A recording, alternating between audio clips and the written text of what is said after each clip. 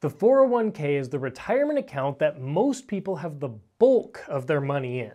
If not the 401k, then possibly an IRA or a 457 deferred comp plan. Why would the government allow you to contribute to this and bring down your taxable amount so that they don't receive any taxes right now and be okay with earning all of the taxes later instead? Because they know something that you likely do not. Doing some research over the last couple of weeks so that we can make sure and secure your financial future for the long term, I came across some information that was honestly a bit scary and that you definitely need to know. Those who prepare for this now are going to be in a much better place than those who learn about it later on when it becomes public knowledge. My name is Nolan Govea, my students call me Professor G, and I made this channel to make investing simplified. Ed Slott is an expert on IRAs and retirement planning, and he wrote a book called The Retirement Savings Time Bomb Ticks Louder, and it has some very important things for us all to consider, especially those of you much closer to retirement. Many people focus their entire working lives to be putting a little bit of money away, stashing it away for retirement, usually in something like the 401k or IRA. And this is great, but it's only half the battle. Amassing something like $1 million is a great goal, but a certain number saved or invested isn't the only thing that needs to be considered. Traditional IRAs and 401ks are only tax deferred, they're not tax free. These funds have not yet been taxed, so you need a plan to minimize these taxes so you can keep more of your hard-earned retirement money, Ed Slott says.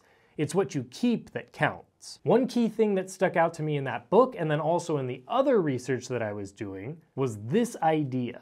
Always pay taxes at the lowest rates. People miss this critical point and often end up paying much more in taxes in retirement, when you'll need the money the most. The time bomb that he's referring to is the taxes that's embedded within every 401k and traditional IRA. Since one doesn't pay taxes up front, but then pays taxes much later, these types of accounts might be in for a rude awakening. The time bomb isn't the fact that you will pay taxes at some point. I think we all understand that. The time bomb is that the taxes that you end up that you might be paying are actually going to be much higher then than they would have been if you just would have paid them up front. At some point, taxes and the tax brackets are going to go up big time to pay off the big debt this country is facing. People complain about taxes now, but the top federal tax rate from 1946 through 1963 was 91%. In 1964, it went down to only 77%. Look where we are at today. The top rate is 37%.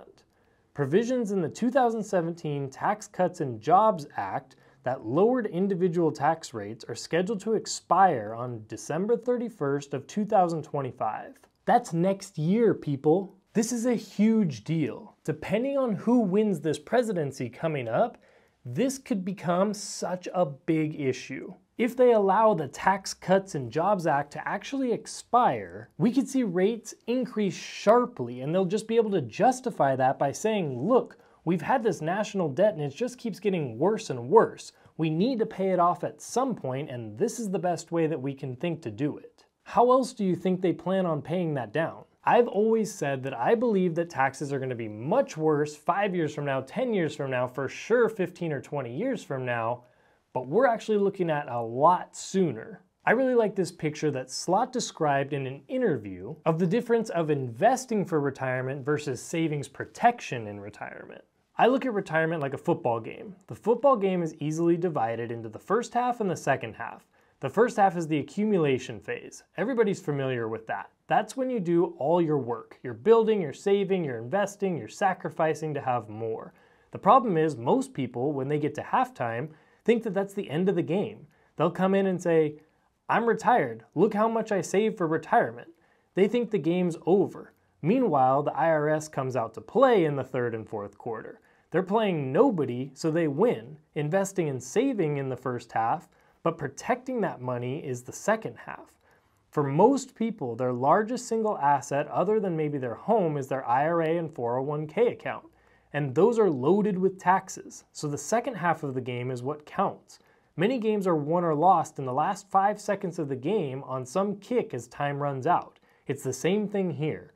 You could really blow it in the second half of the game through paying large amounts of taxes, excessive and unnecessary taxes, or lose it to unnecessary penalties, or not knowing simple rollover rules or early distribution rules. So one big way to avoid these huge tax hikes that are probably going to happen in the future is just to get some taxes paid now so you don't have to worry about that. For my private financial coaching clients, we talk about this type of strategy and different types of strategies that work specifically for individual people and their investing needs. But for the most part, a lot of them have seen the value of at least converting a piece of their 401k or their IRA into something like the Roth IRA.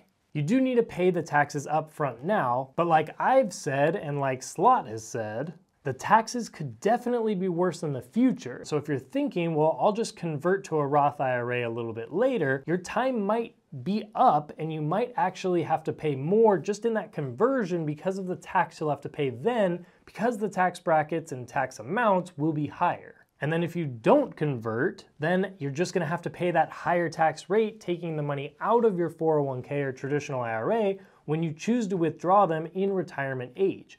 Either way, those taxes are going to be higher down the road. So if you already have a 401k or traditional IRA now, what should you do to prepare best for your financial future? If you move jobs or retire, one of the best options you can do is the IRA rollover. You'll have the most control with that option rather than just leaving it in the 401k. When you do that rollover, you have the choice to be able to convert that to the Roth if you'd like. This is where you should definitely consult with a tax professional who understands you and your situation, because depending on where you live, depending on how much money you have or your household brings in, it's going to be highly different between each person. Converting to the Roth up front may not be the best option for everyone, but I see it as such a good option for most. In my opinion, converting at least a portion to the Roth is smart, especially if you're 10 years or more away from retiring, but even if you're close to retiring. Because let's say that you don't even need to use the money in your 401k or traditional IRA right when you retire because you have things like a pension or a high enough amount of Social Security or even rental income or something. Once you hit that age of 73, you're going to be required to take the money out of your 401k or your IRA, and so you'll be required to take a distribution through this thing called an RMD. And at that point, if the tax rate is higher, like I believe it will be, you're going to be paying more in taxes than you would have paid right now. Once you're in RMD territory, you must take the RMD, and you can't convert it at that point to a Roth. The idea overall is to get your taxable IRA balance down as much as possible and get it into something that won't be taxed. Because it's going to build in compound interest in whichever place you have it. You want it to build in the one that doesn't have any type of taxes when you pull it out. Slot was asked about the fact that the stock market is booming, and so the IRA or the 401k is growing like never before, and so isn't it just a good idea to keep your nest egg growing and just let it do what it's going to do, and maybe that'll offset the taxes because it will have grown so much? He said, that's more money you're going to have to fork over at some point to Uncle Sam. Remember, a lot of your IRA or 401k is not yours. There's a mortgage on it, like a mortgage on a home, a debt owed right back to the government.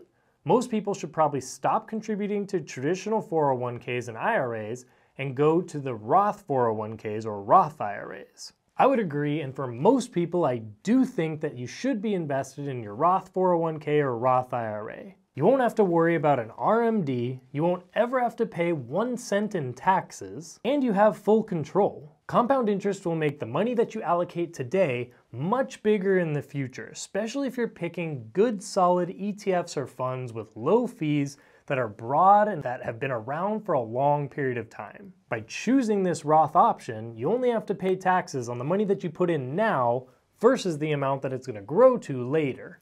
I personally really like that deal. If you're interested in setting up a one-on-one consultation with me to help you solve anything that has to do with personal finance, investing, your portfolio, or money strategies, my email's down in the description down below, but you can email me at ProfessorG.invest@gmail.com. Send me an email today and then watch these 2 videos to keep your investing going strong, and I'll see you guys on the next one.